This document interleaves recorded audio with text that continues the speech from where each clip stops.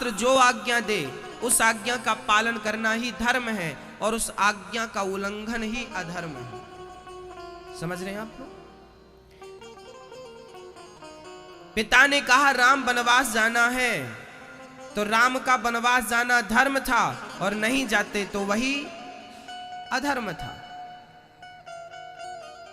मां की आज्ञा का पालन करना धर्म है और मां की आज्ञा का उल्लंघन करना अधर्म है। गुरु की आज्ञा का पालन करना धर्म है और गुरु की आज्ञा का उल्लंघन करना ही अधर्म है। सच बोलना धर्म है और झूठ बोलना अधर्म है। किसी का सहारा बन जाना, सहयोग कर देना धर्म है और किसी को सहयोग का कह के भी सहयोग ना करना अधर्म है। तो धर्म और अधर्म की परिभाषाएं तो बड़ी इजी हैं, आप सब जानते हैं। कोई जानता ना हो, मुझे नहीं लगता कि छोटे छोटे बच्चे भी जानते धर्म क्या, सही क्या, गलत क्या है, सब जानते हैं। परंतु हम पूरी जिंदगी में धर्म के मार्ग पर चल नहीं पाते,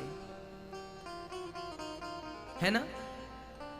हम चल नहीं पाते धर्म के मार्ग पर। बड़ा कठिन लगता है कि ये कैसा मार्ग है। अच्छा, धर्म के मार्ग में चलना कोई कठिन बात नहीं है मेरी मां, आप सब चल सकते हैं, पर आप चलना चाहते नहीं है ना। आप लोग अच्छा बताइए, दिन में कितना झूठ बोल लेते होंगे? बोलो मैया जी, ओ मैया, बताओ दिन में कितना झूठ बोल लेते होंगे आप लोग? 1 बार, 2 बार, 3 बार, 5 बार या बहुत बार? अच्छा, एक प्रश्न आप अपने आप से पूछिए, क्या आपको वहां पर झूठ बोलने की आवश्यकता थी जहां पर आपने झूठ बोला? एक बार विचार, आप ये क्वेश्चन अपने आप से कीजिए कि जहां आपने झूठ बोल दिया, क्या वहां पे बिना झूठ के भी काम चल सकता था क्या? याद रखना, जब झूठ बोलने का मौका आए ना तो आप साइलेंट हो जाना, चुप।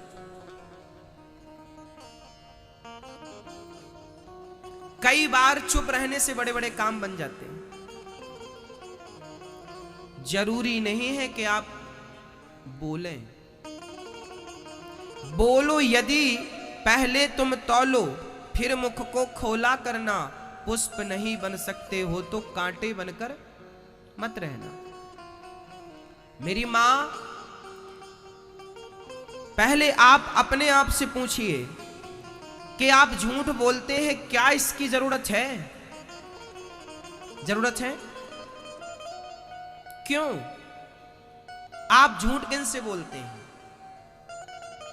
किससे? अपने पति से, अपनी पत्नी से, अपने बच्चों से, अपने पड़ोसियों से या अपने ग्राहकों से?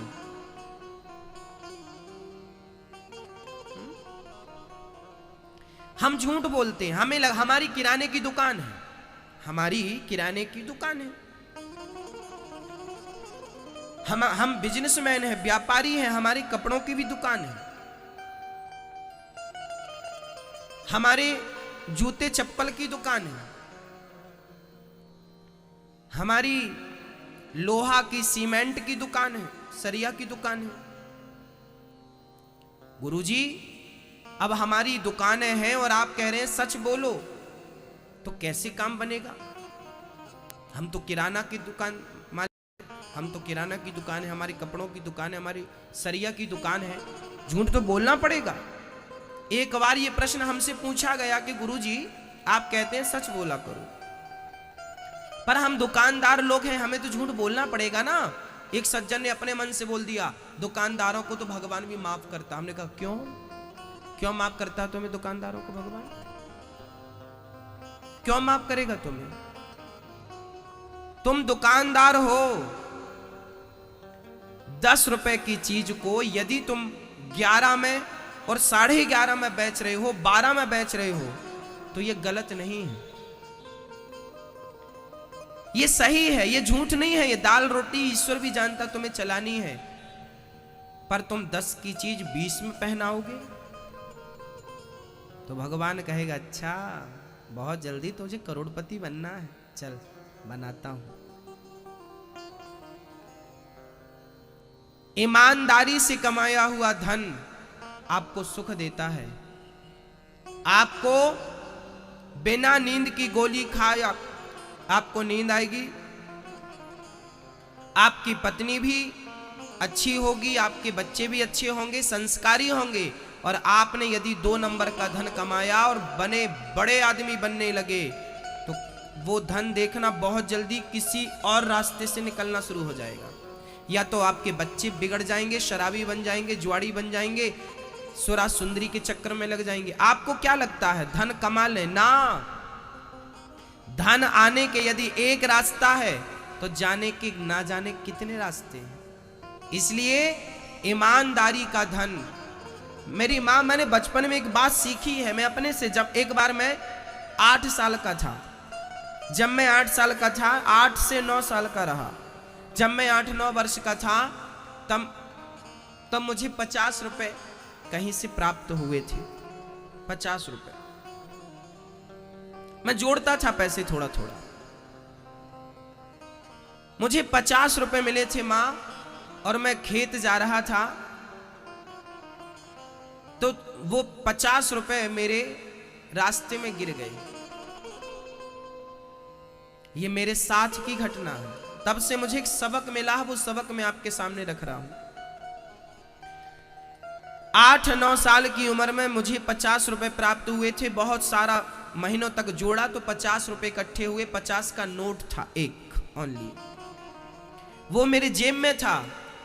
मैं खेत की तरफ जा रहा था, अचानक वो पैसा 50 रुपए गिर गया।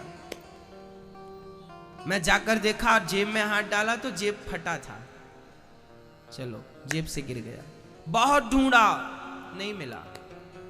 घर आ गया, रात हुई, सो गया।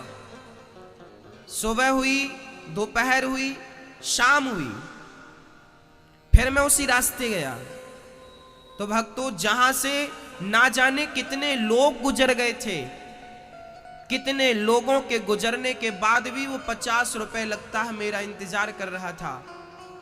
जब मैं दूसरे दिन जाकर देखा तो वो 50 का नोट वहीं पड़ा था। बस उस दिन से मैंने सीखा कि तुम मेहनत का पैसा ना सड़क में फेंक देना।